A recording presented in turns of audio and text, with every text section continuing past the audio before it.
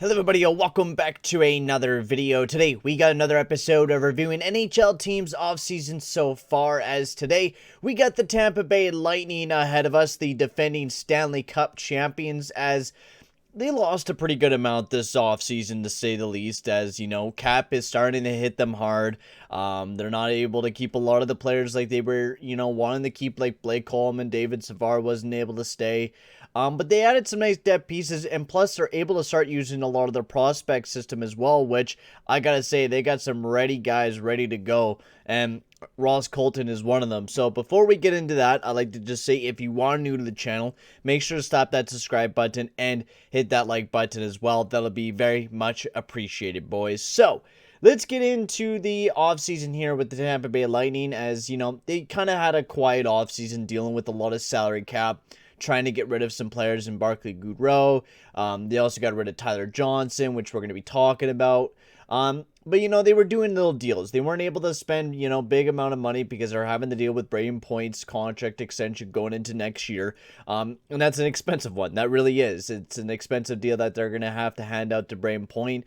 And they just don't got a lot of money going forward going into this upcoming season. So, they're having to play around with it. So, let's kind of get right into this offseason here with the Tampa Bay Lightning instead of babbling on. And so, right off the get-go, the first trade that they made during the offseason was dumping off Barclay Goodrow for a 7th-round pick, which, Goodrow was, he was demanding a lot of money. I don't know if he was demanding a lot of money or just New York overpaid him or whatever it may be, but from what it looks like, he was going to be demanding upwards of probably about 2.5 to 3.5 million, He was just going to be that type of player. He produces a little bit, brings that physical aspect, but wasn't a player that, the Tampa Bay Lightning really need to bring back, especially since they replaced him with Corey Perry. He becomes expendable, and now you have Corey Perry at a cheaper AAV than what you would have with Goodrow. So I would have to say, really good deal. You got to pick from it. It's not going to be a huge pick, but at least you got to pick out of, a player that was going to become a free agent anyways, and you were going to lose them. So at least you got to pick out of that. So for me, that's a W. Moving on towards their other trade that they made. Now, they didn't make a whole lot of trades. They traded away Tyler Johnson for Brett Seabrook, who will go on the LTIR, basically. And Tyler Johnson is going to go over to Chicago and a 2nd-round pick. Now, this is basically a cap dump, because with Brett Seabrook, he's going to be going right on the LTIR, which will save them $6.875 million, which will be more. They're saving an extra $1 and almost $2 million, basically, they're saving with picking up Brett Seabrook and throwing him on the LTIR. It sucks to lose a player like Tyler Johnson, but he was playing lower down in the lineup, and he's going to get a better chance than Chicago to play higher up in the lineup anyways. Plus, Tampa Bay couldn't afford Tyler Johnson. They've been talking about trading the guy for the past 2 years. They finally were able to, so now he's gone off to Chicago. Good deal here. It sucks to lose a 2nd-round pick, but it was 2023 2nd-round pick, and you save $2 million. That's a pretty good damn trade, if you ask me. Moving on towards their draft, they didn't do a whole lot. I really don't know a lot of these guys either. They had a lot of 2nd-round picks. They did draft a lot of prospects. Some of these guys, might look to, in the future might be good. Roman Schmidt sounds like a good player. We'll have to see. 6'5". He's a big boy. Big boy defenseman, but, I don't really know what else they really did for the draft, so I can't really, talk about their draft too deeply. But moving into the signings, the signings that they did do, they didn't do a whole lot. They signed a lot of depth for, dirt cheap contracts, so we'll get right into that. And first up, Zappagosian was the first guy that is really notable to talk about, who signed a 3-year, $850,000 deal. Now, I'm not a big fan of Zappagosian. He's an alright defenseman. He's getting up there in age. He plays a little physical. He's alright defensively. I think he's a perfect depth guy. If you ask me, 6 or 7 playing, maybe 40, 70, 50 games a year. He's definitely not a full-timer anymore, if you ask me.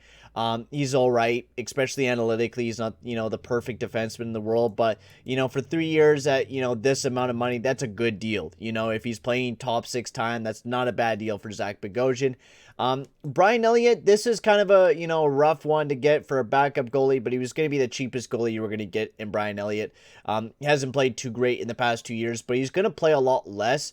So we'll have to see with him only playing, upwards of maybe 20 games will he get back to that 907 save percentage because of the fact that he won't be so reliant on. So I'm excited to see how well Brian Elliott will do in Tampa Bay, especially since he's going to be in front of a really good defensive core.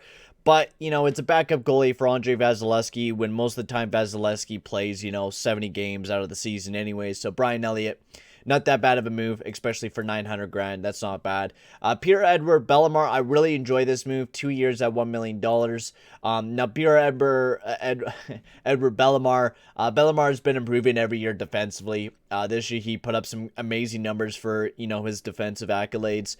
And this is a guy that, plays down your third, fourth line. He puts up a little bit of offense, not too much, but the main thing is that he can play on the PK and he can play defensively. And, for the Tampa Bay Lightning, if they do want to go back to back to back, they need a lot of these veteran guys to come in and play a good defensive role down there at that depth. And picking up Belimar will be absolutely perfect for that.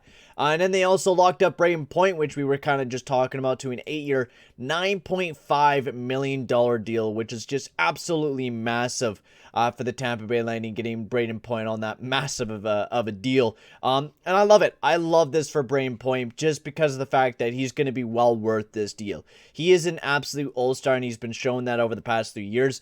And also, we're going to be checking out his analytics now. Thank you to Jfresh.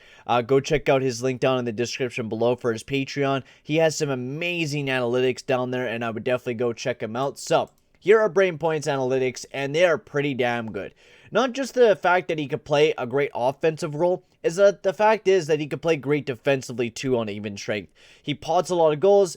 He's a great assist guy. He just does everything perfect for the Tampa Bay Lightning, and this is their number one centerman, basically, right behind Steven Stamkos. But even this guy could be potentially better than Steven Stamkos. And when did they drafted this guy? 3rd round. This is how good, the drafting has been for the Tampa Bay Lightning, is that these late round picks have just been striking gold. And Brayden Point was one of their gold points. He was massive for their playoff run last year, who had 33 points in 23 games, was massive in this past playoff run, and massive during the regular season. Brayden Point has been a huge contributor for this team. So, amazing deal. This is definitely well deserved at 9.5. Maybe even could have got a little bit more money out of this contract too, but I think this is a perfect point for Brayden Point. And then Cal Foote got a 2-year, $850,000 deal. Nice deal for a young rookie like him, who will probably be, stepping in the lineup here sooner or later. And then Corey Perry signed to a 2-year, $1 million deal. I absolutely love it. He joins the enemies that, beat him twice over the past 2 years. Puts him some good depth scoring. He plays a really good defensive role over these past 2 years. He plays physical.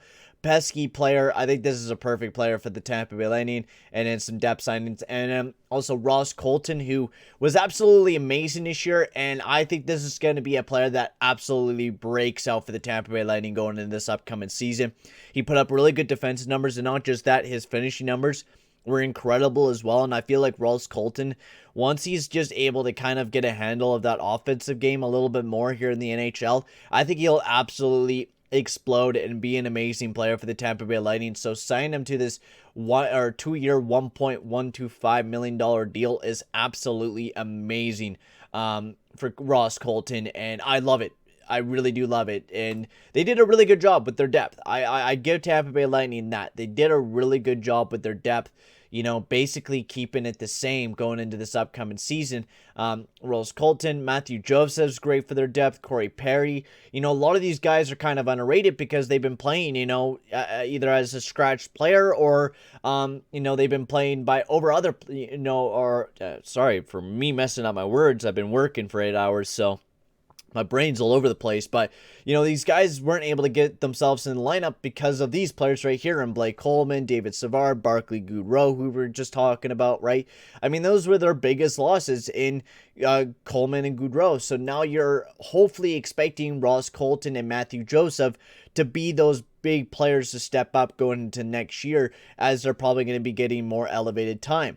Alex Barbouelet, how well will he do into his second season in the NHL? I think, a lot of these young guns that they do got coming up the pipeline, they're going to be really taking some big steps. Cal Foote, I think, is going to take a big step up this year. You could see Boris Tkachuk. He was great in the AHL. Same with Taylor Radish.